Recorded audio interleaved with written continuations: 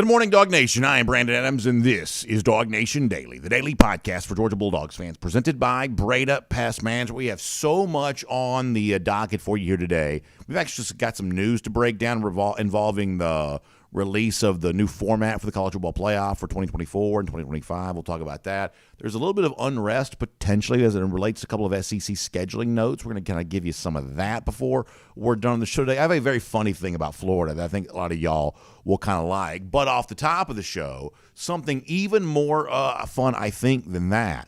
Alabama fans are in a very uncomfortable position right now, and one of their own is putting it to them bluntly, giving them some very plain talk about what the current landscape in college football is, and Bama fans do not like it, and you are going to love it. So what do you say?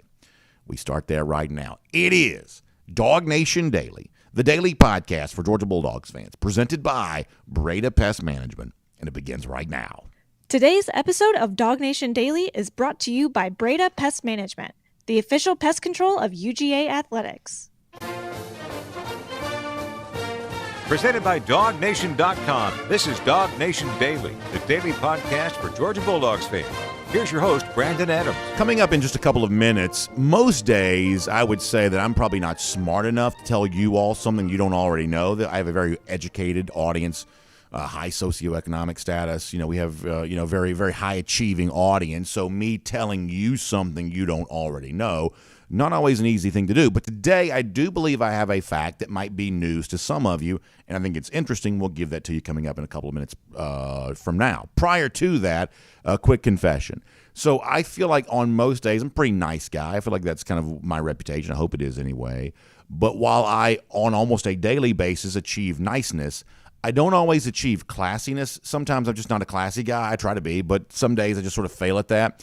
Today is a day in which I'm about to fail spectacularly at the task of being classy, because I am going to revel in making fun of Alabama here for a minute, and specifically Alabama fans. And if you're a Georgia fan, you will like this, because here's the one thing that we've all kind of seen with our own eyes, and we're seeing even more of this now as you head towards the 2023 season. Alabama fans are forced to embrace a new normal, new reality that is very uncomfortable in comparison to the Alabama of the past. And listen, we'll all acknowledge this. You want to go back to the time of Nick Saban being Alabama coach starting in 2007, really kind of getting going there in 2008. Alabama has been the standard in college football. They have had an unprecedented run of success. It's been painful for those of us who don't like Alabama, who kind of grow tired of Alabama. The Crimson Tide has been a thorn in virtually all of our sides, whether we be Georgia or some other SEC team or even any other team in college football.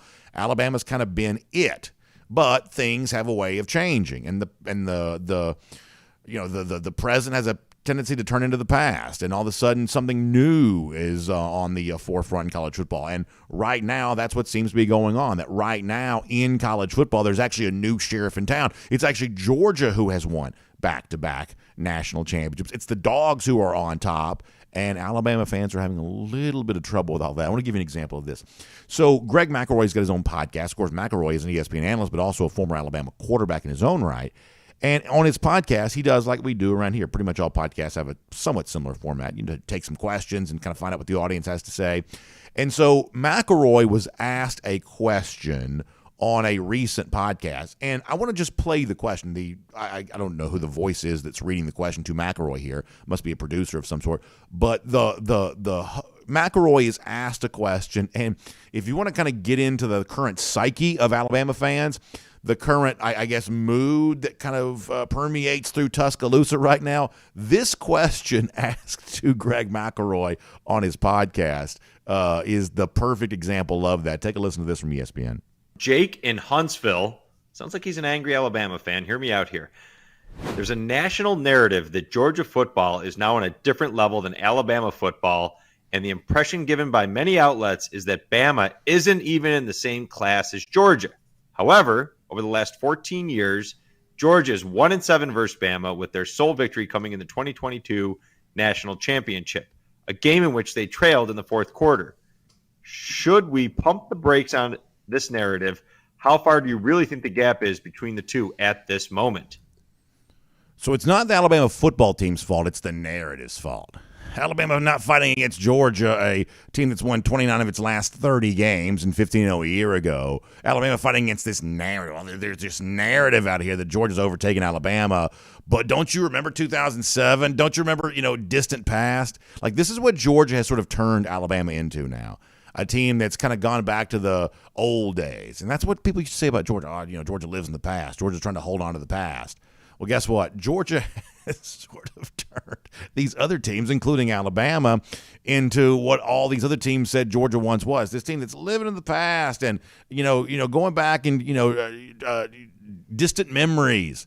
Well, guess what? Sounds like right there on the basis of that Greg McElroy podcast, that's exactly what Alabama fans are doing right now. And McElroy, who is a former Alabama quarterback, but faced this direct question, had to give it to him straight. And listen, if you're a Georgia fan, wouldn't you love to be a fly on the wall of every, dwelling in the state of Alabama that has to hear one of their own, a guy who, was a part of early success for Nick Saban, having to say that I know we were part of those teams, and after I was gone, there was even more great success that came. But y'all, for right now, that's not the current landscape of college football. But on the basis of the question that McElroy was just asked, he had to give it to him. He had to deliver the news that right now it is Georgia who's on top of the college football world. Blunt talk from a former Tide quarterback. Let's start with the fact that Georgia right now is the standard in college football. That is not some secret. That is not some hypothesis. This is fact. They've won consecutive national championships. They are right now, based on preseason prognostications, favored by many to win 3 in a row. Now, will they? We'll find out. I mean, we haven't seen a three-peat, obviously, in quite some time. But when you look at Georgia and what they've done the last couple of years, they've done a remarkable job of being able to replenish talent. We talked last year going into the season.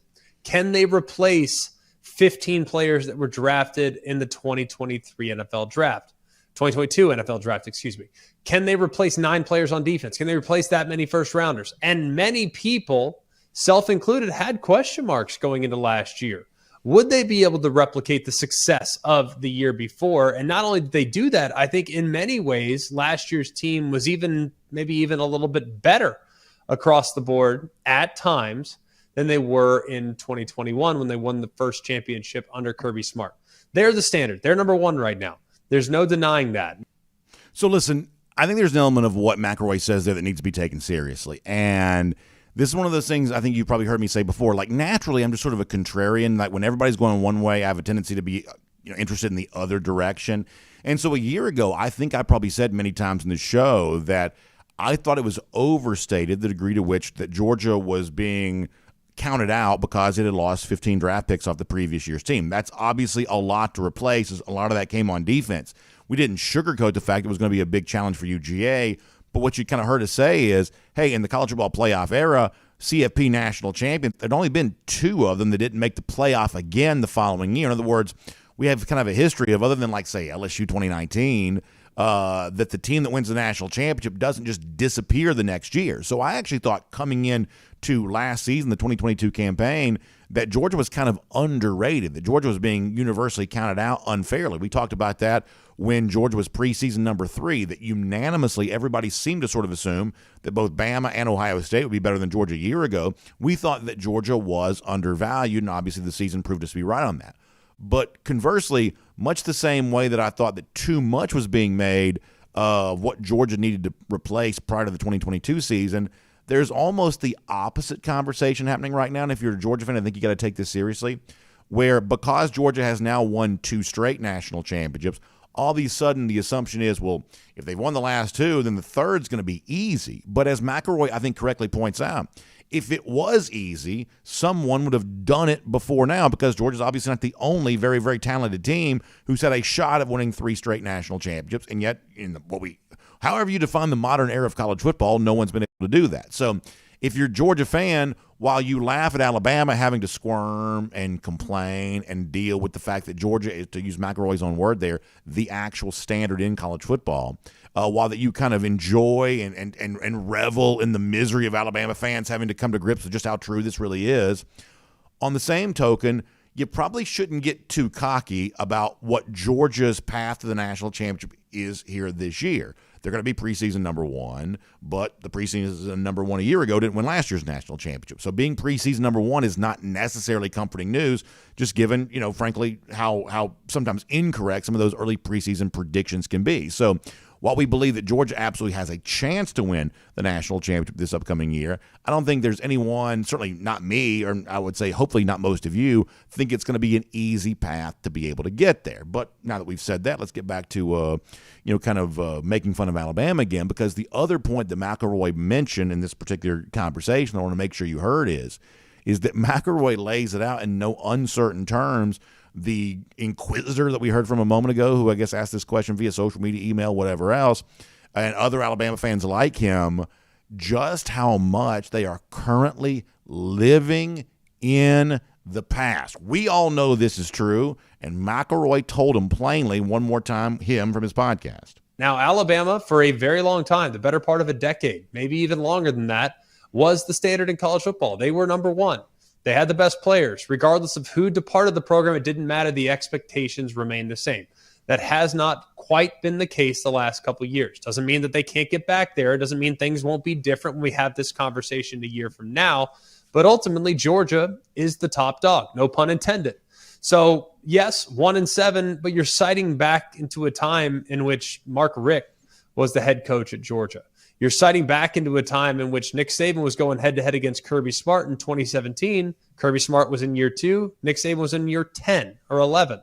So it's a little bit different to compare those teams. It was early in Smart's tenure. He's done a remarkable job of creating Georgia from the same vein that Alabama was created with back in the early part of the Saban tenure. 2008, 2009, 2010, 2011, 2012. Looks a lot similar when they won 3 championships in a 5-year period and was at number one in all 5 years. Looks very similar to what Georgia's creating right now. So listen, I think that McElroy brings up 2 points there that are really, really important. One of them is obvious. One of them may be less obvious, but it's no less important. Here's the first thing, and we all would say this. Whatever happened between Georgia and Alabama before Kirby Smart got here is totally irrelevant. Totally irrelevant. It is completely meaningless. It may be bragging rights for Alabama fans right now, but we're coming up upon an age in which recruits weren't even alive to, or at least old enough to even remember any of that time. It's just not relevant in the current college football conversation, and that's essentially self-evident. Everybody understands that to be true. But the other part of what McElroy brings up there, which I believe is just as true, although maybe not quite as obvious. If you look at the battle between these teams since Kirby Smart has been at Georgia, you see signs of slippage. You see signs of erosion potentially taking place. As McElroy pointed out, Alabama did win the national championship in 2017, but that was Kirby Smart's second year on the job after an 8-5 season the year before, and after a relatively lackluster final year for Mark Richt in 2015. Within 2 years, Kirby Smart was playing Alabama for the national championship and almost won the game. Now, some people say we should have won the game, but the fact of the matter is that was Kirby's second season, and he'd already gotten to an even playing field with Alabama for the national championship, and Alabama had to have a touchdown in overtime to be able to win it. And since then, what's the only other national championship that Alabama's won? In 2020, in a pandemic, which we have no problem saying is not the same thing as all the other seasons. It's just not. Florida won the East that year. Texas A&M finished in the top 5 that year. We have a lot of evidence of things happening in 2020 that have not had very much permanence since then. If I'm an Alabama fan, that makes me nervous about my most recent national championship, especially in light of the fact that Kirby Smart, who left Alabama to build a power at Georgia, has now won the last 2. That is real, and that's what's been taking place. And obviously, the Crimson Tide fan would have every right to say, yeah, but BA, we're coming back. We're going to get our revenge this year. We're going to be back in the college football playoff conversation. We're going to get a chance to beat Georgia again. After all, we did do that in the SEC championship in 2021. And that may be true. That may be true. But I'm going to leave you with one final point. This is a kind of a serious football point for a minute. This is what we're about to find out this year. We're about to find out what kind of actual coach Nick Saban really is. Because in recent years at Alabama, when you've got first-round draft pick this and, smart offensive coordinator that, all Nick Saban kind of appeared to be to me was just the CEO of a football machine, and business was good. Well, guess what? The football machine's not humming along quite the same way anymore. Certainly by perception, there's no more Bryce Young at quarterback. There is no more Steve Sarkisian at offensive coordinator. The things that have sort of made Alabama don't seem to be present anymore. So Alabama will be a top-ranked team. They'll be in the top 3, top 4 to begin the preseason almost certainly. But it's not Nick Saban as the CEO of a football machine anymore. It's now Nick Saban having to coach some guys up, finding a quarterback after what looks like a pretty mediocre competition taking place. You bring in a transfer who wasn't even likely to start at Notre Dame. You're talking about, some changeover on defense. We're going to be leaning on some young guys in a way that Alabama has not always had to do in the past. We're about to find out how good of a coach Nick Saban is. Now, he's obviously been a great coach in the past, but is he still a great coach right now? We're going to find it out. If he's not, then Georgia very well could be on a march to a 3rd straight national championship. My name's Brandon Adams, and this is DawgNation Daily, the daily podcast for Georgia Bulldogs fans, presented today by Breda Pest Management. We're happy to have you with us no matter how you get to us live on video. 9:45, 1st and 15, DawgNation.com, DawgNation app. 10 a.m. after that, Facebook, YouTube, Twitter, Twitch, radio, noon, Athens Sports Radio 960 The Ref, podcast, Apple, Spotify, post show at the world-famous DawgNation.com. We're actually getting caught up on some of the shows that we missed at the website. So for those of you that listen to the show via the website, you'll be having a bunch more of those kind of popping in. We had one of those yesterday, and we'll kind of get you caught up there at DawgNation.com on all of that, and then kind of get back to our regular schedule as far as posting the show there at the world-famous DawgNation.com. Of course, really big thanks to our friends at Breda Pest Management who make today's show possible. I love them because they're the official pest control provider of UGA athletics. What that means is that the kind of strength and, just quality of service that Breda Pest Management has been famous for, recognized by UGA. They're the pest control company that UGA trusts, which means you can have that same level of service, that same level of expertise for your own house or your commercial property, whatever you have that needs protected. You can have that from our friends at Breda Pest Management. And the good news here, for a company that's been in business since 1975, 125, I think that's the number, 125 employees, just very successful, very well entrenched in our community company. The level of resource they're able to provide, they also want to leverage that for your benefit there too, because they're not some fly-by-night company that's just trying to do whatever they can to get by here. The company you work with might be. And one of the best signs that kind of proves that's true, you get that letter in the mail, cost of service going up. It seems like the quality of service goes down, the cost of service goes up. But at Breda Pest Management, that's not going to be the case. When you make the switch to Breda, you're going to put more money in your pocket instantly just for making that decision. So don't put it off. Make it right now. Go to BredaPest.com. That's BREDA, BredaPest.com. You can trust the same pest control company that UGA trusts to protect all of its athletic venues. They can do the same thing for you. So find them online at BredaPest.com. Great to have them with us here on DawgNation Daily today. All right, coming up in a couple of minutes, I am going to give you an update on a really fun contest we're running here at DawgNation right now, honoring some of the great moms in our audience. I'm going to tell you how you can be a part of that and really celebrate a great mom in your life. We'll do that here coming up in just a few minutes. Prior to that, though, I want to go around the Dawghouse. And as I mentioned, it is rare for me to be able to tell you something you don't already know, because many of you are very, very sharp, very, very smart people. But when I have a chance to do that, I just want to make sure we do that. Let's be informative from time to time. So I thought it was kind of cool. The other day, Sports Source Analytics, this is like as the name would suggest, an analytics company that follows sports. They are used by the College Football Playoff. That's one of the companies contracted by the Playoff to supply them some data, and they have a Twitter feed.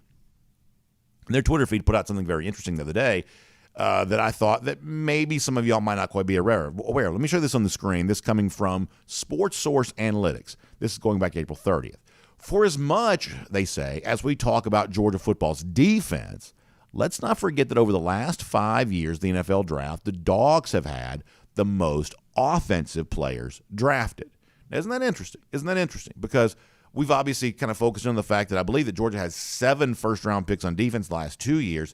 It's 8 in the last 3 years, right? So we've obviously seen this incredible haul of Georgia on the defensive side, and that can be well documented, including this year's draft as well.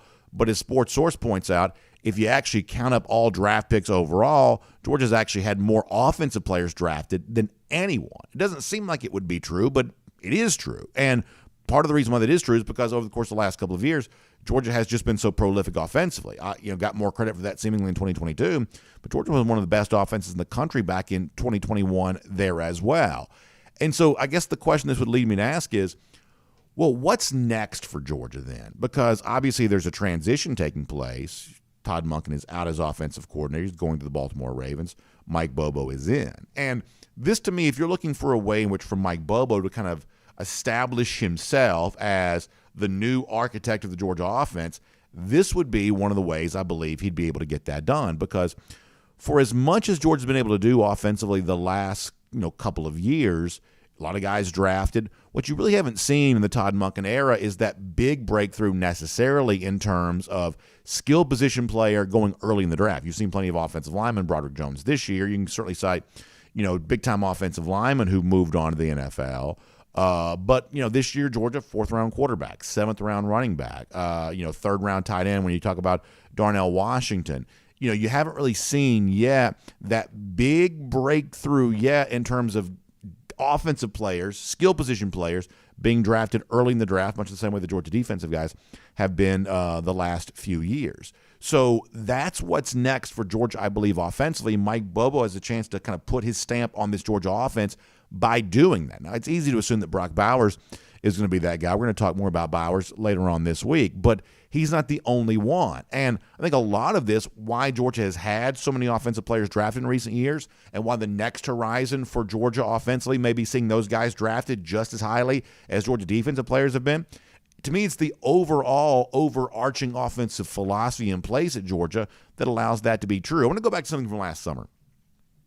And to be honest with you, I forget where this was. This may have been – actually, I do think I remember. This was from that WJOX interview that Smart did prior to the golf tournament a year ago. He always plays in that celebrity program around the PGA Tour Champions event over in Birmingham. And so he was doing a radio interview and talking about the Georgia offense. And it's kind of funny. You hear the context of this.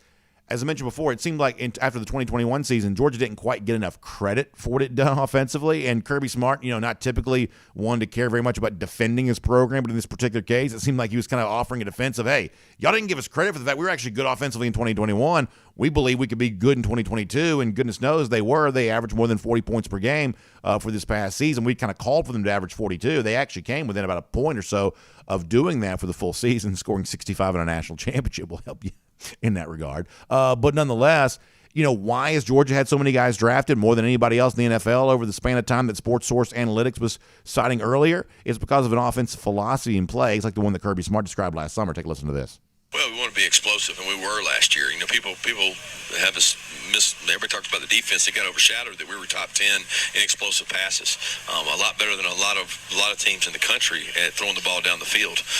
We did that with very effective because we were able to run the ball. So we have to continue to do that. We've got some tight ends we got to utilize. We've got 3 or 4 wideouts that are really good players, and we think we've got some really good young backs that are going to help us. So that's what Smart said prior to last season. He called his shot, turned out to be true. And we believe with the new offensive coordinator in place, it can be true for Georgia here once again. But the way to really kind of prove that, because it's one thing to sort of do it and have it fly under the radar. We would say Georgia offensively has kind of done that the last couple of seasons. But if you want to no longer fly under the radar, if you want to finally get the credit you feel like you deserve, then having a few guys kind of break through on the first 9 of the NFL draft, the way that Georgia has been doing, obviously, defensively now for quite some time, that'd be a good way to do this. Brock Bowers might be one, but when you hear Kirby Smart say, hey, we feel pretty good about some of our wideouts there as well. He said that prior to last year, but on paper it seems like this year's group of wide receivers might be even better. Getting Georgia back to the kind of RBU style of running backs who put up big, prolific stats and become just as much of a factor on draft night as Sony Michel and Nick Chubb and DeAndre Swift would have been in recent years. That's a way to do this there as well. This could be a very fun season, in other words, where the Georgia offensive reputation grows. And finally, even though by results it should have already gotten this credit, but finally stands alongside the Georgia defense as a unit that's viewed to be just as imposing on its opponents as the Georgia defense has been for quite some time. That is Around the Dawghouse here on DawgNation Daily today. And before we get our buddy Mike Griffith, who makes his normal Wednesday appearance on our program, let me tell you about something really fun going on right now with our friends at Kroger. Now, many of you have already taken advantage of this, and you've kind of shown support for a mother in your life. But for those of you who have not, this is the time to do that. We're doing our Kroger Perfect Moms giveaway starting next week. Now, why do we call it Perfect Moms? I think you can probably figure this out because we're celebrating a perfect season for the Georgia Bulldogs. And, of course, for so many of us, we're so thankful for the mom in our life who was just the absolute perfect person we needed. And every time we needed him, it seems like we always do. I feel that way about my own mom, who I got a chance to see last night. She came to watch my son play baseball.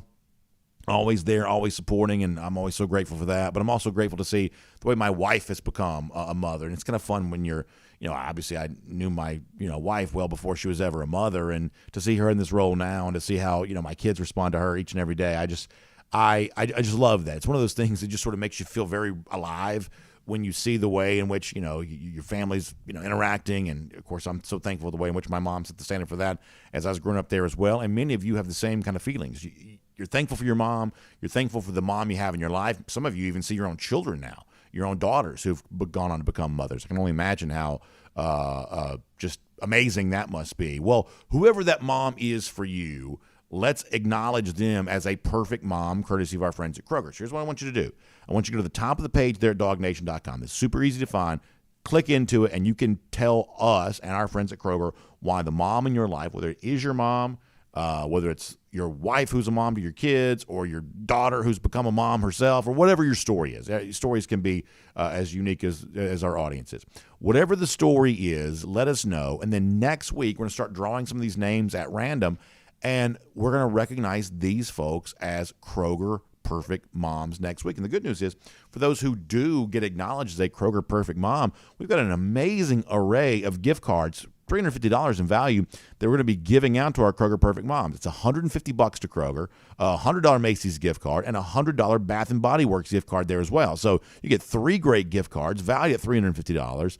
All of that taking place right now at DawgNation.com. So you have between now and noon on Sunday, that's May 7th, noon on Sunday, to get your nominations in. And then starting next week, we're going to be announcing a Kroger Perfect Mom winner each and every day here. And those Kroger Perfect Moms get $350 worth of gift cards, including a $150 gift card to Kroger there as well. So what an amazing thing. And, of course, don't forget, Mother's Day also comes up 2 Sundays from now on May 14th. So for the gift cards you need to buy and the flowers and the stuff to make Mother's Day great around your house, our friends at Kroger got you covered on all of that. So make sure you check that out today. All right, we have some newsy stuff to kind of get to here for a minute. Also, before we're done, we kind of laughed at Alabama off the top of the show. I have something very funny on Florida coming up as well, too. You're going to really, really like this. Billy Napier's kind of taking some heat right now, and it's not a bad thing if you're a Georgia fan. So we'll tell you more about that here in just a little bit. But for now, aftermath of the NFL draft, the release yesterday of the college football playoff schedule that I think was a little bit more controversial than I expected to be, and what's next for the SEC, too, with a big announcement coming here, we think, in a couple of weeks. Let's do all of that with Mike Griffith here on DawgNation Daily, presented by Breda Pest Management.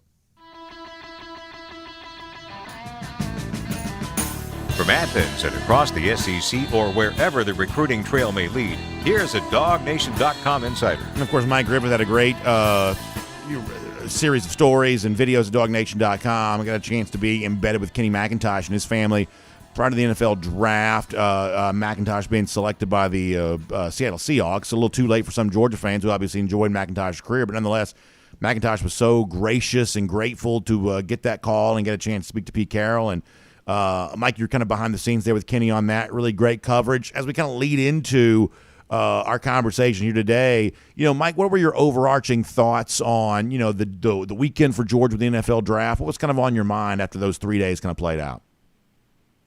Well, Brandon, it was really interesting. Obviously Kirby does a great job developing talent, and I talked with Howie at the NFL Combine, and he made it clear how much he thought of the Georgia program and Kirby, and he certainly backed up his words.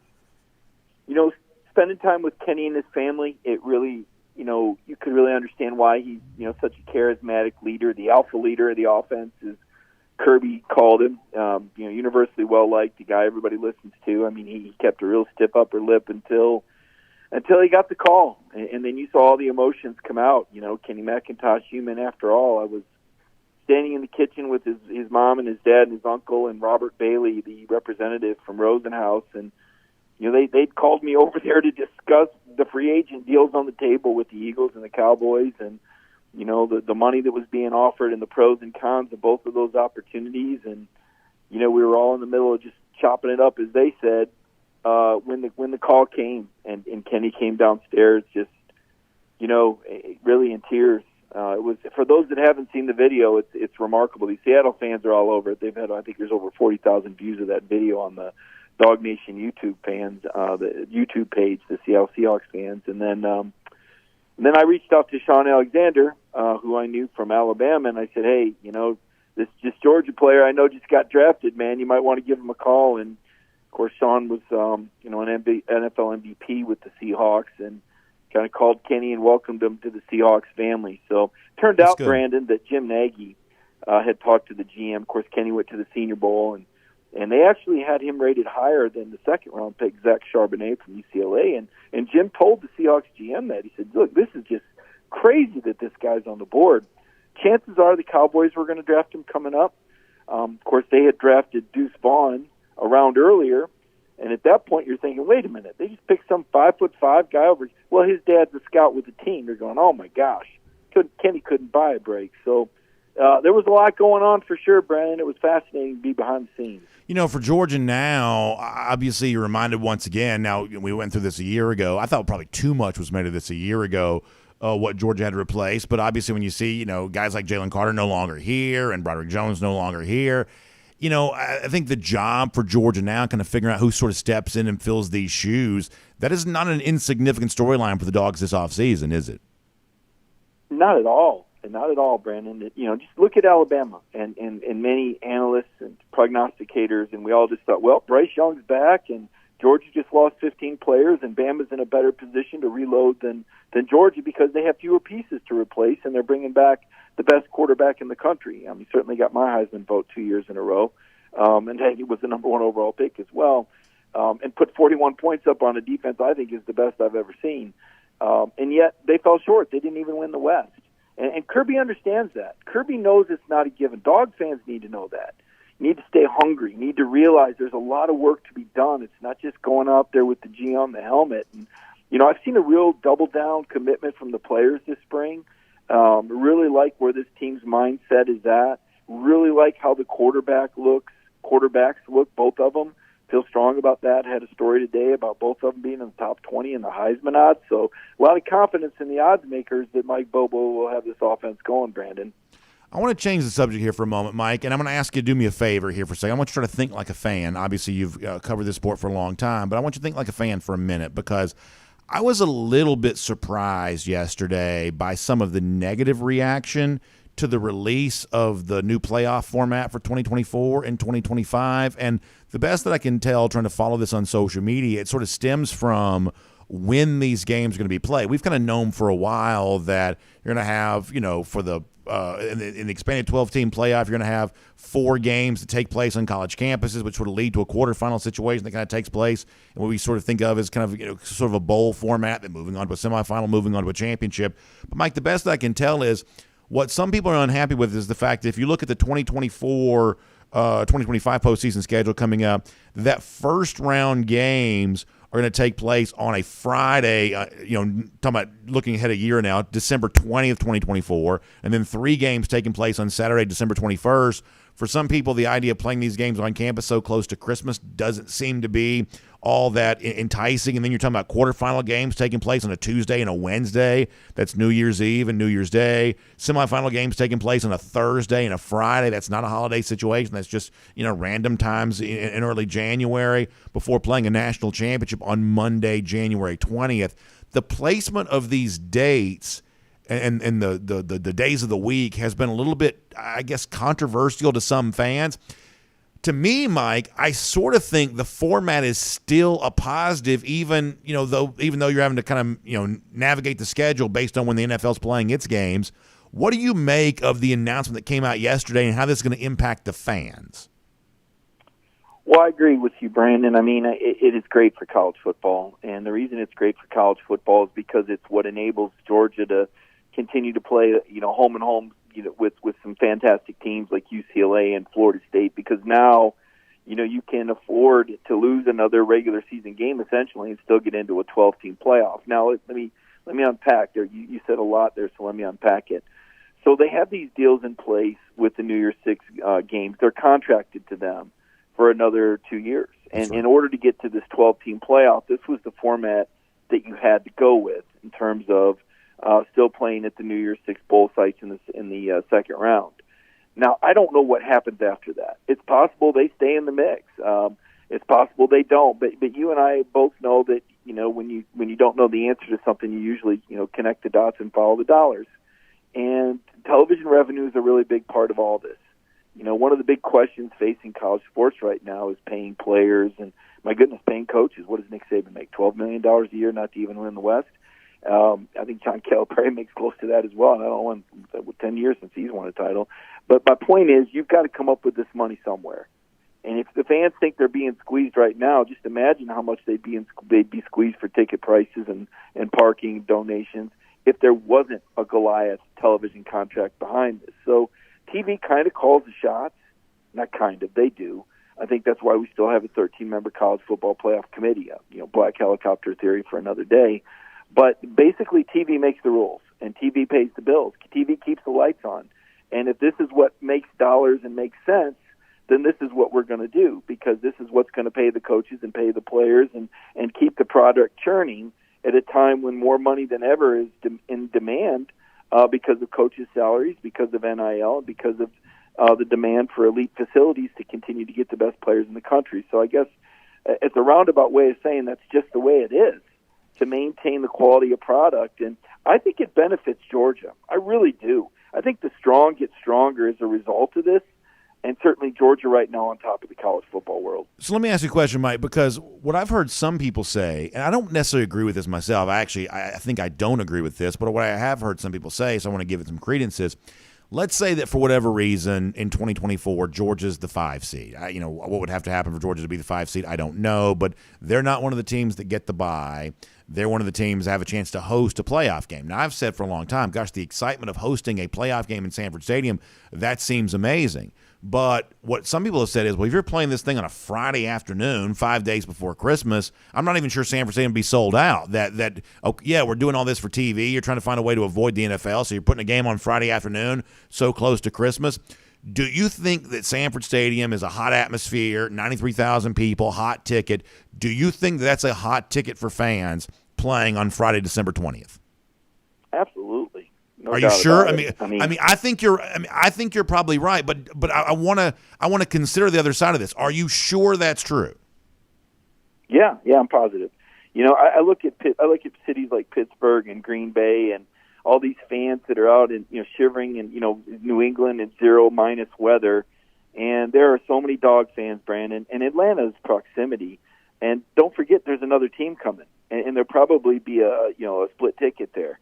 So I don't think there'd be any issue with that. I don't think attendance is going to be an issue with 92,000. I mean, that's a drop in the bucket when you look at the millions of Dog fans, and certainly many of them, watching DawgNation Daily. It may not be the most convenient. Certainly, to your point, it's not convenient.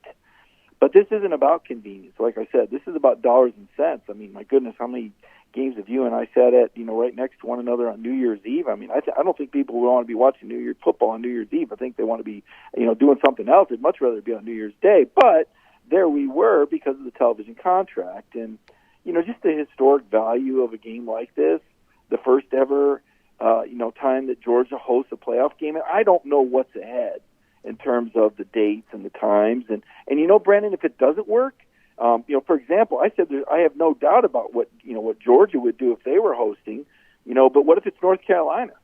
Now I can't tell you what it's going to look like, or what if it's what if it's an undefeated Boise State? I don't know. I can't speak for other programs, but if you're telling me the Dogs are hosting a playoff game, I'm going to tell you fans are going to turn out back stadium no matter the time or day. I think you're probably right. I really do. I was just very surprised at how much just social media chatter was kind of negative about this yesterday. And it's not the first negativity I've heard where there are a lot of people who sort of feel like that the fan who loves college football and loves making these trips and loves doing that kind of stuff is kind of being elbowed out here at the expense of TV and TV alone. Let me talk about something completely different, although I guess it's not totally different. Mike, we talked last week a little bit about those SEC spring meetings that are coming up and what I expect to be the schedule release announcement, or at least about the format anyway. Maybe not get the full schedules, but the format for the SEC. It sounds like, based on some chatter that's out there as of late, is there may actually be a little bit more pushback to the expansion to a 9-game conference schedule than I realized. And some of this, it seems like, sort of centers around whether or not ESPN is going to pony up more money to the SEC for playing the expanded schedule. We talked last week about the fact that there was at least plenty of reporting a year ago that Kentucky was against going from an 8-game to a 9-game schedule. And there may be other schools who are against this as well. And I guess if ESPN's not willing to write a bigger check, then maybe it's not a given that the SEC moves to a 9-game conference slate. What do you make of some of the chatter that's out there on that right now? Well, yeah. Again, a couple issues here. I don't know where ESPN's finances are at. I know that this is, that ESPN is the SEC's television partner, and if ESPN's financial struggles, are going to prevent them from, matching the offers that the Big Ten contract is, then the Big Ten's got the leg up. Then they've won the war. Adding USC and UCLA is adding Los Angeles. They've already got Rutgers in that television market. They've got Northwestern in Chicago. And people say, well, now, wait a minute. There's not a lot of people that watch Rutgers in New York. No, but they'll watch all the other Big Ten teams, right? Because that's what puts the Big Ten market in that city. So the Big Ten already has the 3 largest television markets in the country cornered. They have the richest television contract, and before long, they're going to be able to afford these coaches. And the coaches are all mercenaries. I mean, that's just the nature of the beast. They'll be able to take some of the best coaches away. Now, I don't think Kirby Smart's going anywhere, but there's a good chance that they'll be able to hire some of the most elite coaches, and they'll be able to catch up in facilities or surge ahead if they have more television money. So the SEC has to counter that, and the thought process has been that if you add another conference game, that your television package becomes worth more, right? And that just makes sense. And now, if ESPN's saying, well, no, wait a minute, you can add another conference game, but we're not necessarily going to pay you more, well, then that does create an issue, and it's something that I'm sure these programs and athletic directors and presidents are talking about. But as far as who's against it, it's the mediocre teams. It's the coaches that don't want to lose that extra game. They cling to these McNeese State wins because it's what keeps them in the black, so to speak, in terms of a 1-loss record, and it's one more big win for the fans to see a team win 66-10 at home instead of a potential loss in a conference game. So there is a lot of push and pull. It is a big ticket item for Greg Sankey. It will be discussed. I think the spring games will be discussed. I think you might see some traction there. Vince Dooley's idea, and it's really sad to me that Coach Dooley's not getting the credit for this idea that he came up with 40 years ago. Everybody wants to pounce on it and say it's their idea in the last 2 or 3 years. Vince Dooley was talking about wanting to play Alabama in a spring game 40 years ago, but everyone seems to forget that or doesn't want to give Vince Dooley credit. I do. But I think that that's a possibility as well. Why? Because it adds value to the television contract as well. So I'm always cynical about everything, I guess. I'm assuming that some of what we're hearing about this right now is just posturing the part of the SEC to get the money that it wants from ESPN for the better value the games would provide. But if we take this at face value for a moment, Mike, and if there really is a chance that there might not be, certainly not unanimous agreement that the SEC should move to a 9-game conference schedule, but not even like majority agreement that would be the case, to me this would be a huge loss. If Georgia's not playing both Florida and Auburn every single year, then we've made a huge mistake. If Alabama's not playing Tennessee every year, I think we've made a huge mistake. If Texas A&M's not playing both, if Tech's not playing both Oklahoma and Texas A&M every year, I think we're making a huge mistake. And in an 8-game conference slate, some of those rivals just won't be able to play each other each and every year, which to me would be a huge, huge loss. And, if ESPN can't see that, or if the SEC and ESPN can't come to some sort of agreement on that, then I'm honestly not sure what we're doing. Well, the loss to me is going to be in our pocketbook because they're going to make that money up some way, Brandon. You better believe that. They're going to pass those fees on to the fans. You're going to start seeing more streaming costs and higher cable costs if they're not able to get this rich TV deal from ESPN. So fans need to be rooting for that as well. Yeah, I mean, and we'll finish with this. You said kind of alluded this a moment ago. I mean, I have no problem telling you I'm the biggest SEC homer on the planet, but I have no problem telling you the Big Ten's got a better media rights deal than the SEC does. I think it's got better TV partners, and it's obviously it's more lucrative. What a lot of people don't realize is the Big Ten schools are, for the most part, just larger than their SEC counterparts. I don't think that makes the Big Ten a better league because the SEC still has the better players, and it's obviously still winning the head-to-head games that matter. But there's no doubt the Big Ten right now has a better media rights deal and better media rights partners. I think ESPN's got a real responsibility here to show they can kind of play at the highest level and not come across as quite so cable-y in comparison to these big time broadcast networks that the Big Ten is going to be airing on. Yeah, we could get into a lot of the politics of the Big Ten and some of the decisions they make. into the politics of ESPN and some of the decisions they make. And it's not our problem until it is, right? And if we're talking about ESPN not having enough money to be an efficient partner for the SEC, but I think it's too early to say that. I really do. I think it's too early to say that. I'm not panicking here. Obviously, I covered the Big Ten for 4 years. I went to a Big Ten school. I understand that product.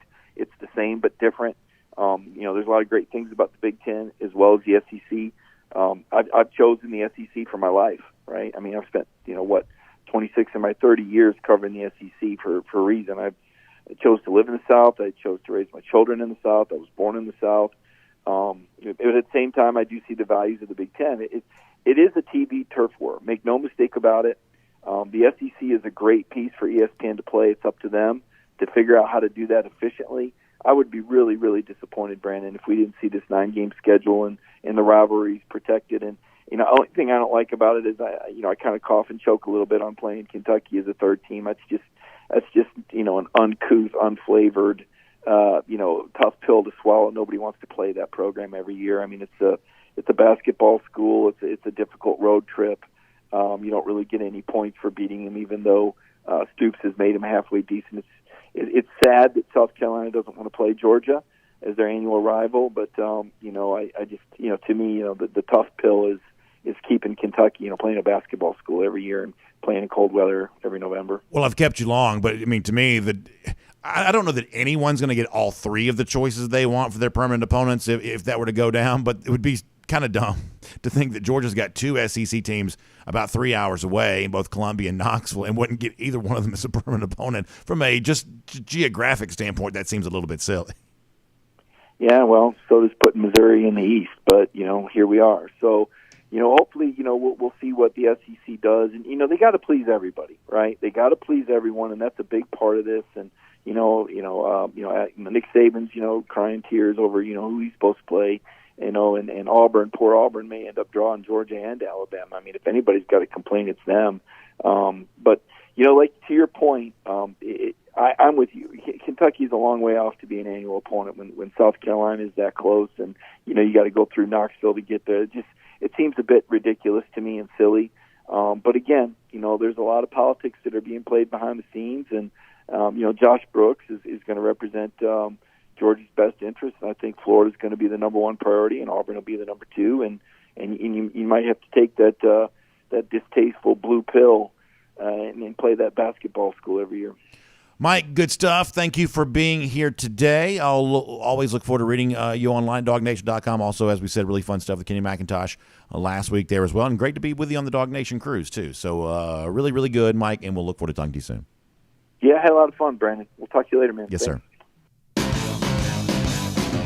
Let's take a look around the rest of the league. This is SEC Through. Yeah, so there's more I want to say about both those topics here coming up, because ultimately the only thing that matters to me is what the fans want. Like, the TV contracts, I won't see a dime of that money. So, like, I don't care about, what makes the SEC more money. They're not putting that money in my pocket, so it doesn't matter to me at all. I care about the fan experience. We'll talk more about it from that lens here coming up in a moment. Prior to that, though, let's go cruise around the SEC courtesy of Royal Caribbean. And Mike said it. We had a great time on our DawgNation cruise, and I'm already hearing from folks saying, "B8, when's the next one going to be?" Well, more details on that to come, hopefully.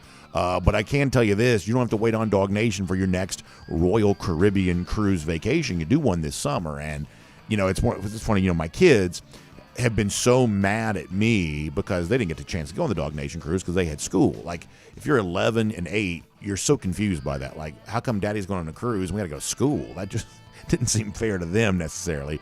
But it did get us excited about the fact that as a family, we get a chance to take a short Royal Caribbean cruise vacation coming up a little bit later on this summer. It's one of those things where, we're taking my mom, it's my brother and his family, me, my family, and with all those people, it's a lot of schedules. You got to try to sort of figure out how it all fits together. So what made sense for us is, hey, let's just do one over a weekend. We'll get to Port Canaveral on a Friday. We'll sail out. We'll be back on Monday. If you wanted to, you could go to work that next day, right there on Monday if you really had to, working remote and things like that. But it's just a short, simple getaway. You go to Perfect Day, Coco Cay. You go to Nassau in the Bahamas. You got that great experience. It's just kind of sort of truncated, to use a bigger word than I should, right there into a weekend. So we're going to do that later on. You get a chance to make a similar decision if you want to there as well. But for you, and I was talking to our producer, Michael Carvel, about this the other day, about how if you really want to get the best experience, the full experience of everything that a Royal Caribbean cruise ship has to offer. It's one of those 7-night stays on an Oasis class ship, because now you're going to bring in the various neighborhoods, not just the Royal Promenade that most all the ships have now, but like the Central Park area where, it's like being outdoors, but you're inside the ship. It's amazing. The boardwalk area and all the great entertainment venues like the Aqua Theater or the high diving show, right there on the back of a cruise ship. It's amazing. Of course, all the various entertainment, specialty restaurants, new concepts. And then don't forget, not too early to start thinking about. In fact, I believe you can book this right now. January of 2024, it gets going. Icon of the Seas, largest cruise ship to ever sail, completely redefining the cruise experience. Our great friend Jessica Slater can tell you all about it. Give her a call, 770-718-9147. 770-718-9147. Royal Caribbean believes a great travel agent makes a great Royal Caribbean cruise even better. Jessica can help you with all of that. All right, so let me kind of get back into the playoff thing, because it came out yesterday.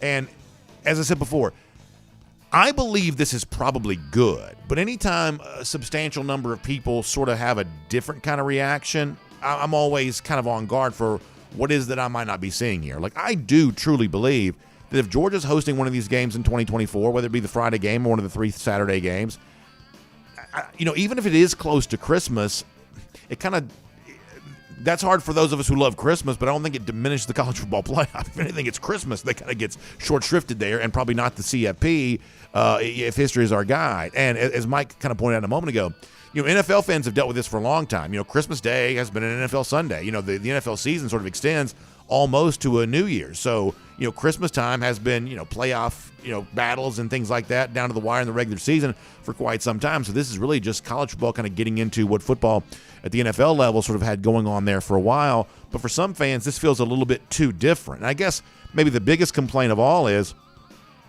the idea that if you start looking ahead to these, 2025, 26 seasons of the 2024, 25, like the next 2 seasons after this, in other words, that you're talking about playing both the semifinal and the national champion, or I should say the semifinal games on a Thursday and a Friday. That's the big issue here, because that's not New Year's Eve, that's not New Year's Day. That's just Thursday, January 9th, and Friday, January 10th. Like, nothing could feel smaller than that. Hey, it's a Thursday, it's a Friday, because the average Georgia fan's not traveling to these games. The average Georgia fan's trying to get home from work to come watch it. And, that just does not feel very big. And it's obviously done because that's what TV wants. And it's done to try to avoid the NFL as much as you possibly can. But it just doesn't feel that big necessarily to a lot of college football fans to say, hey, our sport's a Saturday sport, but we're playing these semifinal games on a Thursday and a Friday. And I sort of get the concern. I ultimately feel like it's probably going to be okay. I ultimately feel like that the 12-team playoff is going to give us new storylines. Who's in, who's out. How big would it be to play one of these games between the hedges?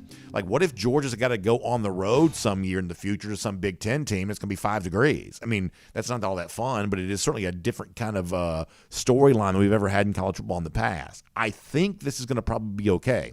For the most part, I believe the 12-team playoff is better than the 4-team playoff. And if this is what you have to do for a couple of years for it, I think we'll probably kind of get used to it. Now, once these contracts with the New Year's Six Bowls come to an end, you have a chance to kind of reevaluate this format after 2 years' worth, the 2024, the 2025 seasons.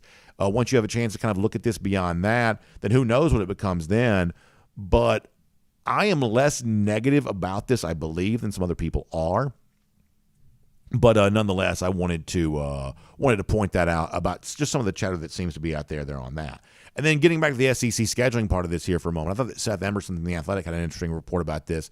And one of the things that Seth kind of brought out is the possibility there may be far more than just like Kentucky, who last year was pretty openly reported of being against the move to a 9-game conference schedule. There may be far more teams who are at least a little bit skeptical about this. I think he even suggested, or at least some source or something suggested, that the vote could end up being split, that you might have 8 teams in favor of it, 8 teams against it, because right now it seems like that ESPN has not shown a huge willingness yet to pony up the big bucks that would justify the SEC making a big move like this. And I told you before, I don't care about the money necessarily because the money's not ending up in my pocket, but from a business standpoint, I do understand why the SEC might not want to give this away for free. In other words, if Texas A&M are playing on a yearly basis, if Georgia Auburn are playing on a yearly basis, if Alabama Tennessee are playing on a yearly basis, if you're holding on to that and then adding one more big conference game to everybody's slate, you're giving better inventory over to ESPN.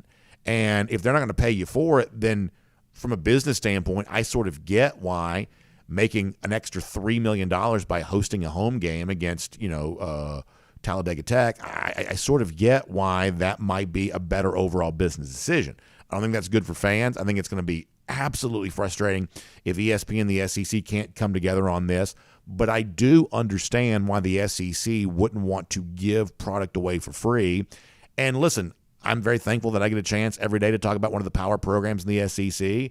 But if this wasn't DawgNation Daily, if this was Mississippi State Nation Daily, if this was Vandy Nation Daily, Missouri Nation Daily, I sort of get why they wouldn't be super thrilled about taking one extra loss every year just so ESPN can make a few more dollars. I sort of get their plight in all of this. Now, ultimately, I don't think the weaker SEC program should rule the day in terms of where this league is heading, but I kind of understand voting in favor of your own self-interest. I think more people should probably do that kind of thing in life. And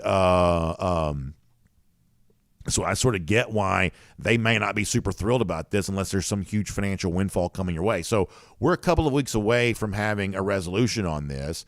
It sounds like there's a little more back chatter going on. I guess the genesis of all this is that I tell you, it's a good life. You talk about a great life. Being a sports, college athletics administrator, it's like every single week you have a meeting. Now, Zoom and Microsoft Teams and technology like that exists, and it has for a long time, and yet nonetheless, all these meetings always seem to be in person. They always seem to be at some tropical locale. The SEC spring meetings will be in Destin. I guess the SEC athletic directors this week have been in Rosemary Beach.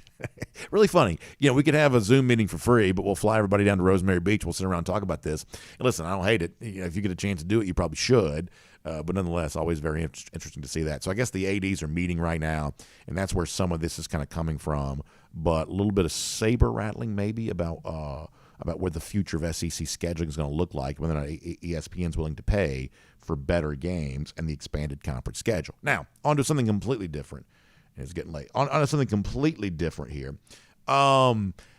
I saw this thing on, I think it was the 24/7 Sports Florida message board that had this. One of their guys had written about this, and this is all kind of like anonymous and off the record, but still very interesting. We told you earlier this week about some issues that Florida is going to have the transfer portal, that they lost an offensive lineman to Ohio State because Florida did not want to host him on a visit until like May.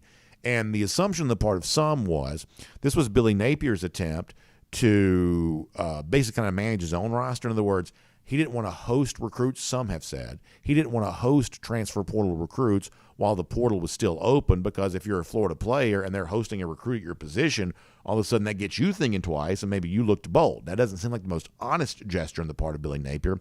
And, who knows if it's even true. That's just a suggestion, but some have suggested. So in this particular case, Florida ended up losing, it would seem, a transfer portal recruit because he made his decision about where he was going to go before Florida was even willing to host him on a visit. In the eyes of some Gators fans, this just sort of seemed like moving a little too slow with the portal. Napier has not yet brought in a spring transfer portal recruit for a guy at one point in time kind of professed himself to try to be kind of like the portal king, being the most aggressive, active player in the portal. That's proven not to be true for Billy Napier during his 2 seasons at Florida here thus far. But then there's this other thing from 24/7 Sports where an unnamed player, and he didn't want to name himself because apparently he was being very candid, an unnamed player who reportedly had gotten 15 division, basically like Power 5 Division 1 type offers coming out of the transfer portal. Florida told him, according to this report at 24/7 Sports, that he needed to send them some film. They needed to evaluate him if they want to give him an offer. And you just send us a huddle tape, basically, in order for us to see if you're a player that's good enough to play at Florida, despite the fact that he had 15 offers other places. We don't know who the player is, but what matters here is Florida fans are beside themselves about this, that Napier's just moving at a snail's pace at the portal, completely mishandled this whole situation, while other players that might be able to be of use to Florida are going other places. Now, we don't really know what Napier's side of this is because the player in this case is not named. But for a lot of Florida fans, they look at a roster that seems pretty thin, and does not exactly seem to be set up very well to succeed this upcoming season. The transfer portal was, for them, hopefully supposed to be a way of kind of mitigating some of that, but it looks like Billy Napier's not handling his business here too well. So I thought you might think that was kind of funny. Florida fans not happy with Napier here right now. And then I was going to do two more stories. Let me just do one more story because we're kind of getting a little bit late here. I saw where Brian Kelly was doing one of those like rubber chicken things. He's firing up his fans, which he has every right to do. Listen, he beat Alabama last year, won the SEC West. But I forget what the exact phrase that he used, but it's one of those things where he sort of dropped the G. I think it was something along the lines of, beating Alabama sure does feel good. Now, I drop my G's all the time. I don't say beating. I say beaten because I'm from Georgia. Brian Kelly's from the northest part of the Northeast there ever could be. He doesn't drop his G's typically when he speaks, but it's one of those things once again where he's kind of leaning back into that family version of himself. Feels good beating Alabama, sure does feel good, or something like that. But listen, you can fake a Southern accent all you want when you're down there doing what Brian Kelly did this past year. And I'll tell you this, and we'll kind of wrap up after this because it show's about 6 hours long. I think that LSU is probably the most interesting team in the SEC this offseason. And I do believe they're the most underrated team in college football right now. And I just think it's really, really amazing that everyone sort of seems to be of the belief, or I shouldn't say everyone, but certainly predominantly the national media types that we've heard from over the course of the last couple of months are kind of zeroing in on Alabama and potentially a return to prominence for them after not really being in the playoff discussion a year ago, at least not legitimately in the playoff discussion, lost 2 regular season games. It seems like by comparison, we're not hearing nearly as much about LSU, but LSU beat Alabama, as Brian Kelly is well within his rights to point out to his own fans, and it sounds like this week he's done that. I think that LSU has 2 quarterbacks on its roster better than anything that Alabama has on its roster.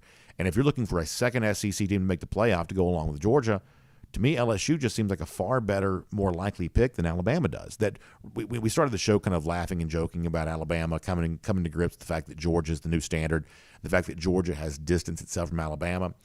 Let me conclude by saying this. Here's how true this really is. Georgia has distanced itself from Alabama so much now that Georgia isn't even Alabama's problem anymore. Alabama's problem is not Georgia because Georgia's so far out in front, Alabama can't even see them. Alabama's real problem right now is the team I was just mentioning. That's LSU.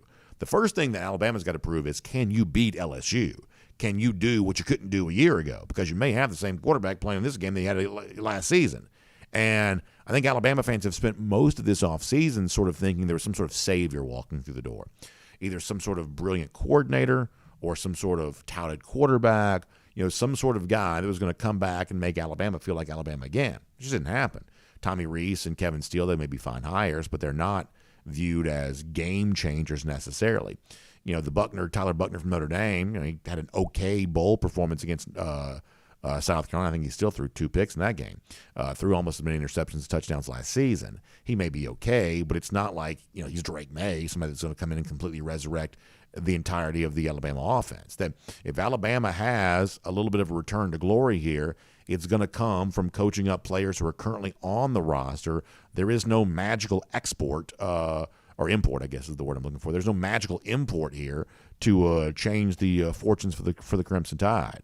LSU, by comparison, looks like a pretty good football team right now. LSU, Alabama, very, very interesting comparison there in the SEC West. And ultimately, the Tigers on top in the SEC West, that's a bigger problem for Alabama right now than Georgia is because, frankly, right now, Georgia and Alabama just don't live in the same zip code. We'll make that cruising around the SEC courtesy of Royal Caribbean. I was going to do another story. I'm going to say this for tomorrow. We had a little bit of a coaching shakeup in the SEC the last few days. It's really weird how some things just get lots of attention, some things get very little attention. I think the NFL draft probably kind of sucked all the oxygen out of this, but there's a little bit of a weird coaching shakeup in the SEC involving a couple different schools. I'll tell you more about that coming up tomorrow. For now, by the way, by all means, forgot to do this. We'll let the music play, no problem about that, because listen, it's always worthy of a fight song when you think about enjoying the Finnish long drink, because every time you score a touchdown, a long drink, a great way to celebrate with all of that. In fact, there are 4 different varieties of the Finnish long drink that you can enjoy and use, and especially this time of year, get back on golf courses again. Boy, Finnish long drink goes great there. How about being at the pool? A lot of folks kind of getting out on back patios right now. Whatever that is for you, the Finnish long drink goes great. You can try the cranberry, the long drink strong, 8.5% alcohol by volume, Long drink zero, no carbs, no sugar. The traditional comes in a blue can. Got the grapefruit flavor, the gin kick. The Finnish long drink just goes great with whatever you have going this time of year. It's great to be outside. I think the Finnish long drink, to be honest, it just sort of tastes better outside. It tastes great whenever, but it tastes great when you're outside. So try yourself some Finnish long drink. Go to thelongdrink.com. You can find out the entire story. It kind of comes in a can, but it's not. It's a brand new, relatively new category. It's a ready-to-drink cocktail. That means for those of you that like mixed drinks, you're going to love the Finnish long drink. Just pop the top and enjoy. You can pour it into a glass. However you want to enjoy it, you can do it. Comes from Finland, been in America now for a few years, and it's in Georgia and all over the place. So go to thelongdrink.com to find out more about that. All right, speaking of folks having a good time and enjoying some beverages, there was certainly plenty of that on the Dog Nation cruise. We'll make our golden shoe here this today. Our buddy Nez Baldazan shared this with us. This is one of the photos we took after dinner one night, some of us on the cruise. You see Jeff right there. You see me kind of in the back. Some of the great folks. I see Robin Washington there from Royal Caribbean kind of back there in the back there too. And a great group of folks who are on that Dog Nation cruise with us. I'm going to try to share some more of these. I'm going to try not to hit you over the head with our vacation photos too much. I won't make this like a slideshow. But every now and then when we get a chance, somebody shares one of these with me. Nez saying that he's ready for to go for 3 and 23 and another Dog Nation cruise. Boy, I'm so glad to have folks like that on the ship with us, and so glad to have so many great folks there. So good time there. We'll show you more of those pictures as folks kind of send them in for our golden shoe and things like that. So with that said, 178 days from now, Georgia back in Jacksonville, beating up Florida again. Billy Napier taking some heat from his own fans, and it may get worse sometime around the cocktail party. Y'all have a great day. We'll see you back here tomorrow. DawgNation Daily, presented by Breda Pest Management. And on video, time now for the R.S. Andrews Cool Down. R.S. Andrews, the one you turn to for your air conditioning, heating, plumbing, and electric needs. R.S. Andrews will show up on time, and they'll do the work that's promised for the price that's promised. That is what R.S. Andrews is all about. All right, so let's get your comments here, and let's see how all of you are doing today. I was a couple of minutes late starting our cool down, so let me go to DawgNation.com first. And if you got some thoughts specifically on the playoff stuff we were talking about earlier, like I said, I thought there were some Georgia fans or just some college football fans in general that didn't seem to be thrilled by this yesterday. So we'll hear some more about that. Big Mike says the same thing that happened to Bama in the 70s happening now. He says there were rumors surrounding Saban on the recruiting trail. They're having impact. In the 70s, there were similar rumors surrounding the Bear. I mean, obviously, at a certain point in time, I mean, as the old saying goes, Father Time is just undefeated. And everyone knows that nothing lasts forever. And so, I mean, one way or another, we know that we're near the end for Nick Saban. And it's just a matter of, will his final years or year, whatever it turns out to be, will they be spent with Nick Saban enjoying a similar level of success to what he's had in the past? Or is this kind of a new era where, like a lot of, all-time greats, Michael Jordan played for the Washington Wizards. Tom Brady did not exactly have a great conclusion with the Tampa Bay Bucks after winning the Super Bowl, of course. That at a certain point, even the all-time greats kind of look less than themselves before they exit the stage. We'll find out if that's the portion of the Saban career we're about to enter into. Third and Will, good to have you here. Checking in from his work computer. Hey, we're glad to have you here, nonetheless. The reason why he's typing some numbers in there, that's kind of funny. That's pretty funny. Pretty funny. I guess he must have been thinking he was typing somewhere else. That's pretty funny. Andrew Hughes, appreciate you, of course. Jacob Yarbrough asking about the difference between the Bobo offense and the Todd Monken offense. So I don't know how much actual personality difference we'll see between those two, offensive coordinators, but I think the Georgia offense could look a little different this year because of the personnel. I mean, it's been talked about before that, Georgia's deeper receiver than they've been, and specifically what they seem to have right now that they have really not had before is that true dynamic weapon at the slot receiver position. That's what I believe that Dominic Levitt could be. We didn't see a ton of that on G-Day. I've kind of shared before a little bit of conspiracy theory about this. I believe that Georgia may have been intentionally concealing Levitt on G-Day, not really wanting to showcase too much of what he maybe brings to the table, but obviously come fall, I believe he'll be a big part of the Georgia offense. Now, I also still think that Georgia's actually very deep at tight end. I expect to see a lot of Oscar Delp. Obviously, we expect to see some of Lawson Lucky there too, of course, going along with Brock Bowers. The point I'm getting to here is that while I still think that Georgia will do 2 tight end sets plenty, we may see a little bit more 3 receiver look from Georgia than we've seen in the past because of the personnel. So, I mean, Bubba was around a year ago. Kirby Smart sort of said that the same concepts for the most part are going to kind of stay in place. I think that's probably true, but it's actually the personnel which may dictate a little bit different look this year, and maybe not quite so much the change in offensive coordinator. Let me go to YouTube here for a moment. On YouTube, let us see. But here we go. Reggie Fly says, what do you think about Dylan Raiola not committing? Should not be the leader of our class commit and recruit. Aaron Nolan, Jeremiah Smith, all those guys are being leader in recruiting. Well, important to point out here, Jeremiah Smith may be, committed to Alabama, but he's also taking visits. So, I mean, the idea of a commit is not an official designation. Smith has visited both Georgia and Florida at least. I think that Smith's going to visit Georgia again. So, would you so from that standpoint, I don't know I don't know how great that is for Ohio State. Because listen, Big Ten's different about this kind of stuff. SEC fans have relatively thick skin about their commits taking visits. We just sort of expect that to happen. We sort of have a kind of an all is fair in recruiting type attitude around down here. Big Ten, they do not have that. The Big Ten get their feelings hurt very, very easy. Look at how Ryan Day's been whining all off season. Those folks get their feelings hurt big time in recruiting a lot. They do not like to play rough in recruiting. They just don't. So you better believe they notice every visit that Jeremiah Smith has taken. And so I don't know that commitment to Ohio State actually means all that much, even if Smith ultimately remains committed. I think that as to why that Raiola did not commit a couple of weeks ago when all that chatter emerged, I don't really have a good answer for that question. I really, really don't. I've asked people and I haven't gotten a satisfactory answer. I honestly just don't know. But I haven't heard anything in any of this that makes me feel that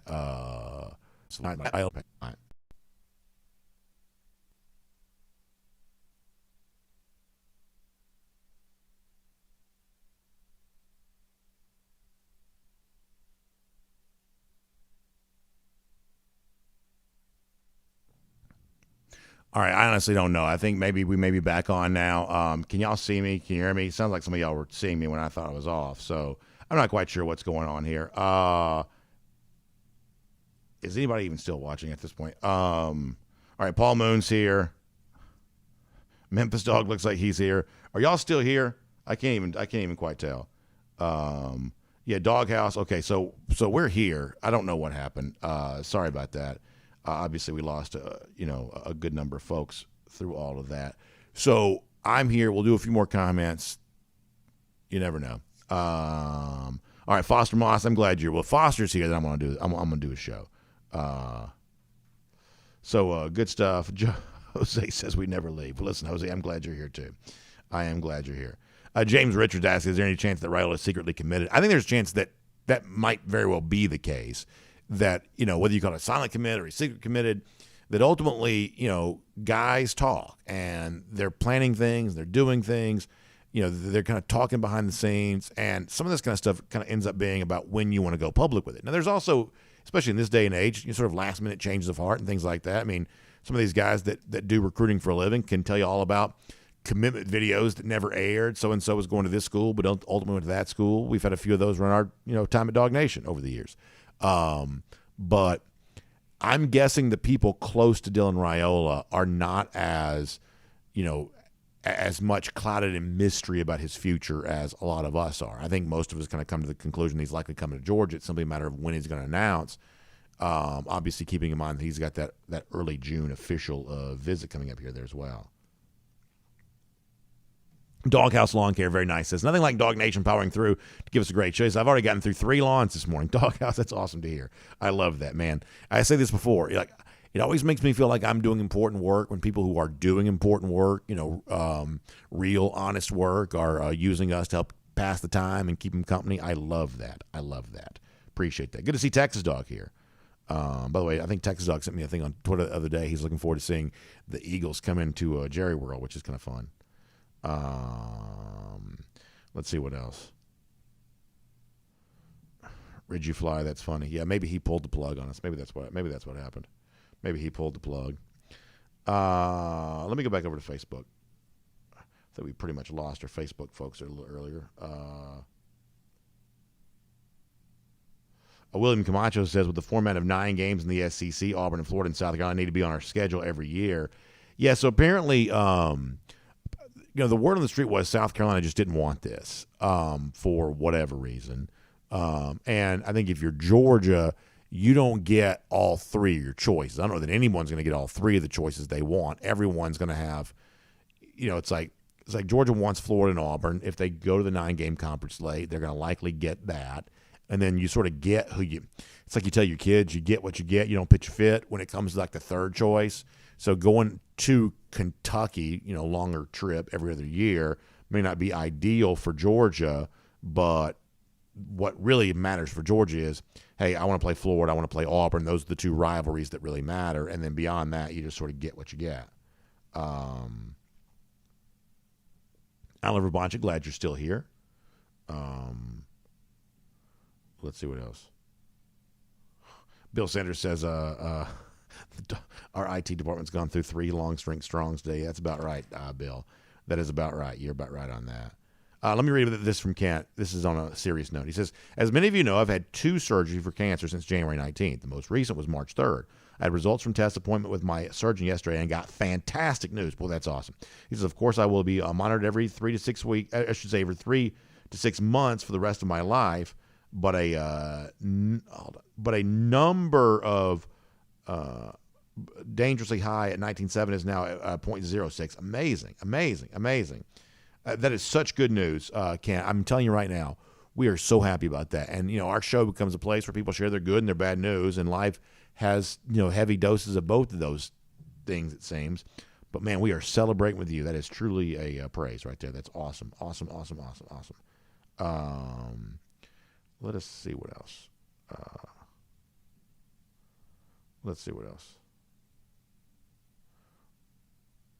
Yeah, Denise White-Loper, that is the best news. So good. So happy to hear that. All right. Let me go back over to YouTube. Yeah, we're going to get ready to wrap up after this.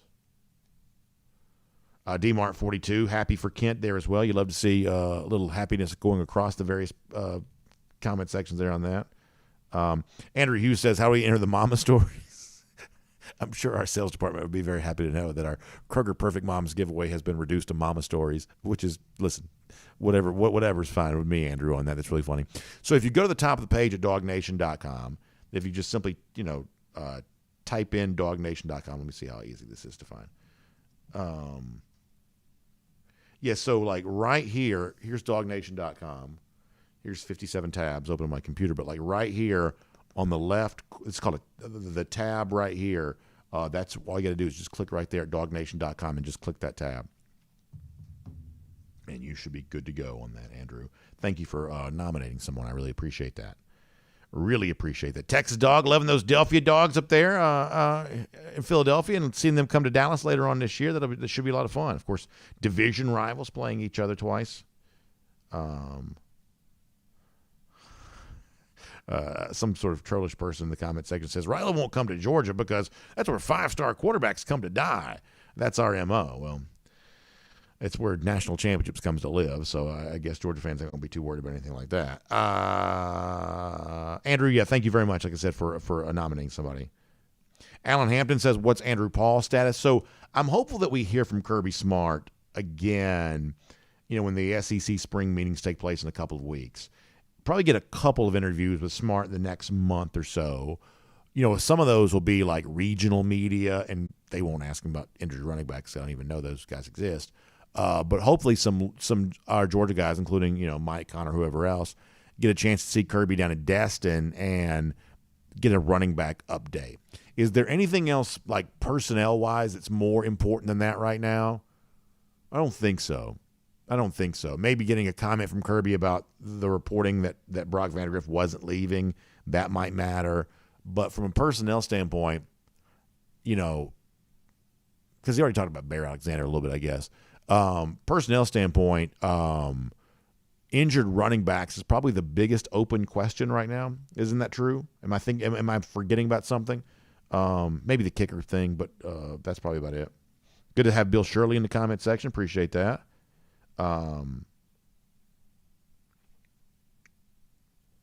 DMart42 says, help me navigate this interesting point. He says, help me navigate how to root for the Rams. He says, I don't want Stafford to get hurt, but I need to see Stetson continue to prove the experts wrong.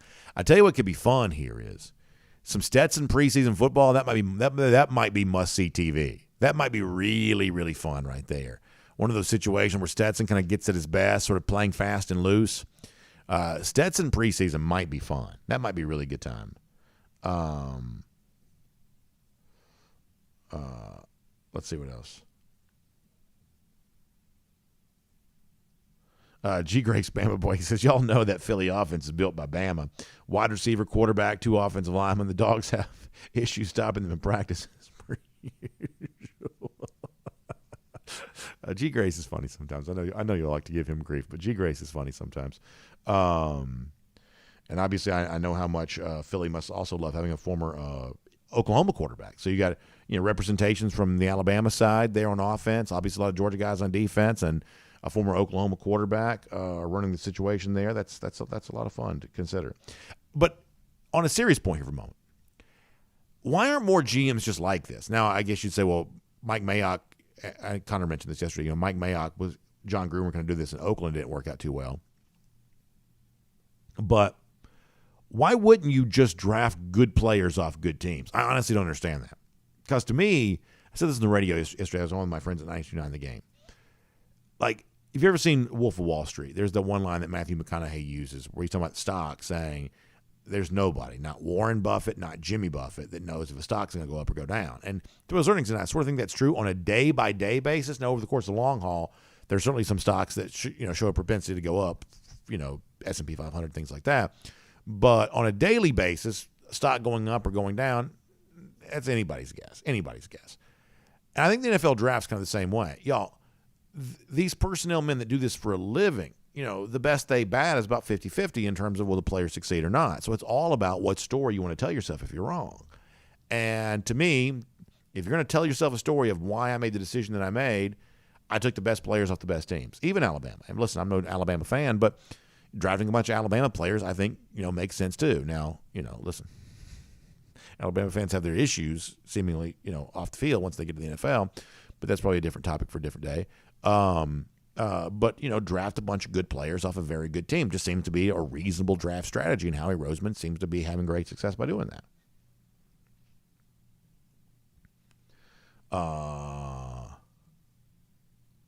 Paul Moon says, without the Oklahoma era, Hurts is not the starting quarterback in Philly. Yeah, totally. I think that's absolutely true. Let's see what else. Breaking Parallels put in Tyler Buckner's name in the comment section. Boy, I can't wait to see what Buckner's all about. Georgia Boy 1988, thank you. I appreciate that. Thank you very much. Bama Boy, did you block Fred Gunn? Y'all don't be blocking each other. Now, some of these spammers, y'all should block them.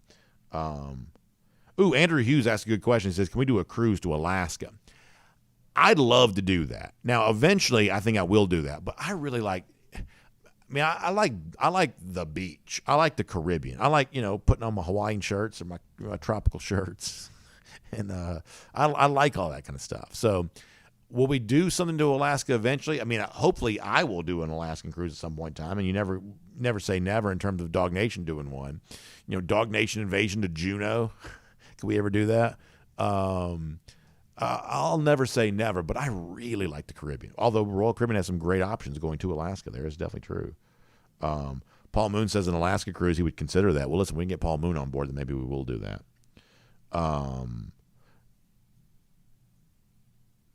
Foster Moss says, are there any recruits in the Alaska area? That's a good question. I know Duke got a couple basketball players from Alaska, right? Trajan Langdon came from Alaska. Are there any football players from Alaska? That's a good question. Maybe there is.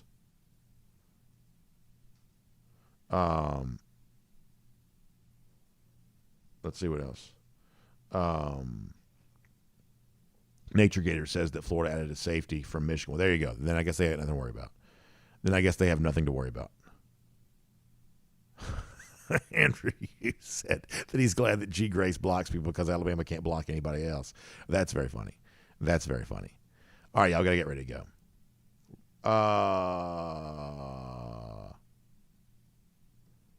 Anything else we haven't talked about? Noah Sheldon says that Stetson in the NFL is going to be must-watch. Yeah, I totally agree.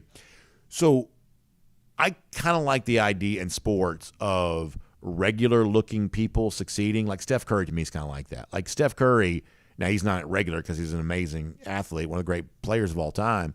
But, part of Steph Curry's career has been that it doesn't seem like someone who sort of looks like a regular person should be having that kind of success at the NBA level. And I think that Stetson Bennett can kind of be the same type of thing. Bennett's not, much taller than a lot of the folks in our audience. Not as tall as me, but not much taller than the average person, sort of looks like sort of a normal person. And when a guy like that has success in professional sports, there's just something about that that's sort of fun, right? It's just kind of interesting. And so, I'd love to see him succeed because honestly, that's one of the reasons I believe that Steph Curry has always been so popular is because he just sort of looks like a normal guy, but when he goes out there and plays, he obviously dominates. And I think that Stetson can have some of that same kind of vibe.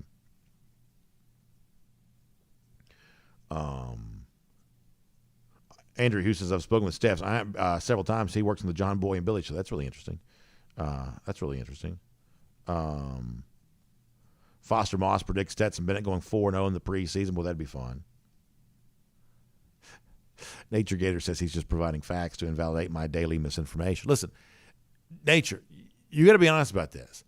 Florida fans are not happy right now. Like, all I'm doing is reporting what I'm hearing. I'm not hearing this from, like, anti-Georgia people. I'm here, or I should say from anti-Florida Georgia fans. I'm hearing this from Florida fans themselves. They're not happy right now. There is a feeling of discontent that would seem to be reverberating from Gainesville here.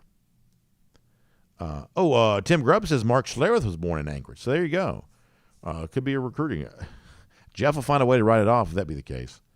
Now you can also go because most of the ships leave out of Seattle, and at that point in time, there's always recruits in Washington. So there you go. They're on that. All right, let's see what else. Anything else? Thomas Dew says, can Stetson Bennett be successful with the Rams this season? I think what's likely the case here is they want to bring him in, see what he can absorb, and see what he might be for the future. I think things like this are a little bit of a long-term proposition, but what I was kind of told is, that he had pretty deep conversations, I believe, with Sean McVay. I'm led to believe anyway. And it certainly seems like, by appearances, that McVay has taken an interest in Bennett. And that's the thing you really want is, like, if I can latch onto the right coach, assuming that McVay is, kind of in for the long haul there at L.A., obviously got some salary cap issues, but assuming that McVay's in for the long haul there in L.A., it's the kind of guy that you might, over the course of years, work yourself in a position where you could really be trusted really beyond that. That's, I think, what the goal is. If the right confluence of events happen, could he make an impact in his first year? Maybe so. But I think the bigger story for Stetson is what can he do to impress that staff right now so that he becomes a long-term answer on their roster? That may be the bigger overall issue. Mike Gilbert on the subject of the Georgia schedule. Here's the thing Mike got to understand about the Georgia schedule. Part of the reason that Georgia, by appearances, plays such a weak and easy schedule is Georgia just won the national championship game 65-7. That was the national championship game. Part of the reason it seems like that all Georgia does is play easy games is because when you're as good as Georgia, all there is are easy games. And that's the bottom line on that.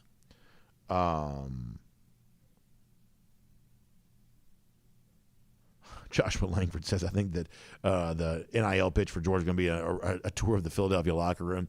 I did think about this. I don't know if anybody from Georgia's watching this right now, and I don't know if legally they could do this necessarily. But that when the recruits come, they're putting on the uniform for the photo shoot, and they always wear like the alternate uniforms that Georgia never wears. Well, listen, if you're going to wear the white Georgia uniform, which they never wear anyway, I think that Georgia ought to have recruits pose in the Eagles uniform. That's what I think that Georgia ought to start doing. Is have guys doing their photo shoot with the Eagles uniform. That I think would be great. I think that would be fantastic.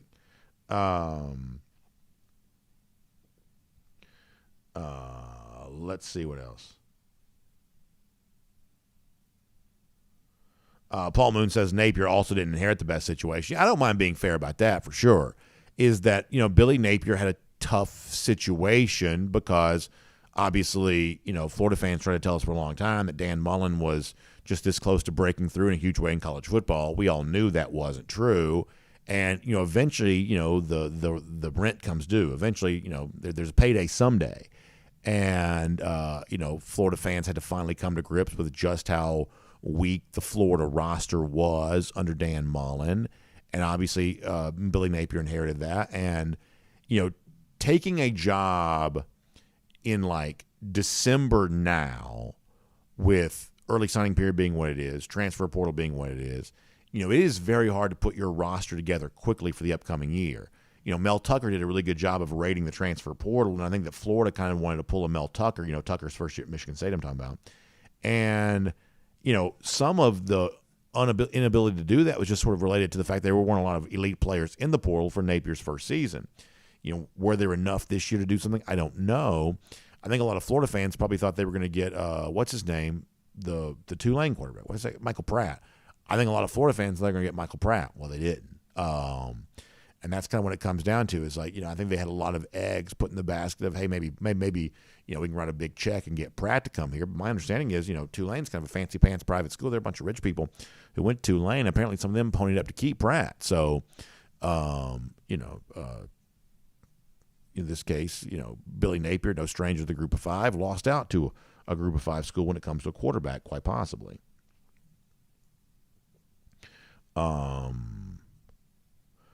Let's see what else.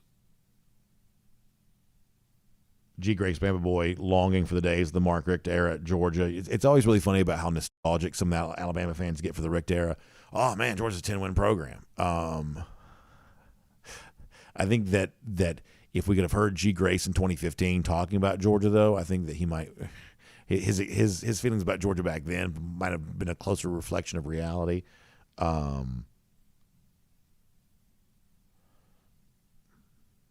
Let's see what else.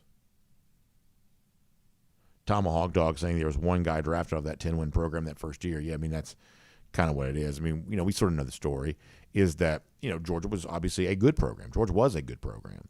But, Dan Mullen had Florida in the top 10 a couple times. They won a Pandemic East.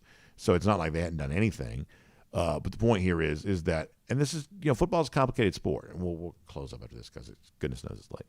But for those of you who sat with us through the technical difficulties, I figured you deserve something. Like football is a complicated sport because while Georgia's winning 10 games a year, it wasn't really putting offensive and defensive linemen in the NFL draft. It wasn't, probably taking full advantage of its roster. Georgia oftentimes did not have 85 scholarship players. And listen, I love Coach Richt. I mean, I revere Coach Richt. He's a man I have the utmost respect for.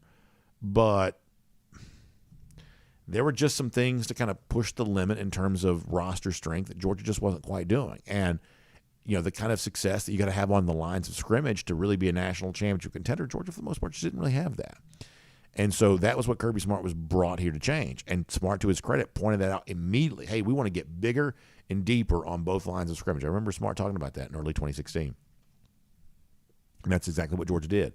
So while, Georgia was successful, there was a certain refashioning of the program that needed to take place. Kirby did that, and immediate success followed.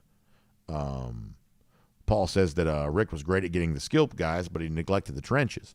Yeah, for whatever reason, it did sort of prove easier for Georgia to get those, running backs and quarterbacks and things like that. And, maybe not always, the linemen. And obviously, lines of scrimmage really, really matter. Let's see what else. G says the first two drafts were Rick guys, not Kirby guys. Well, listen, that's true. And I don't mind telling you that, Chubb, Michelle, those guys coming back in 2017 proved to be a really big deal for Georgia. Obviously, they weren't the only two, but they were the main two. They came back. That was a really big deal. You do have to give Kirby, though, some credit for being the kind of coach those players would want to come back for. They had to believe in something that was going on with the program in order to want to come back right there. That's a big part of Georgia football history. It really is, the decision they made to come back. All right, we have got to go. Thanks for being here, y'all.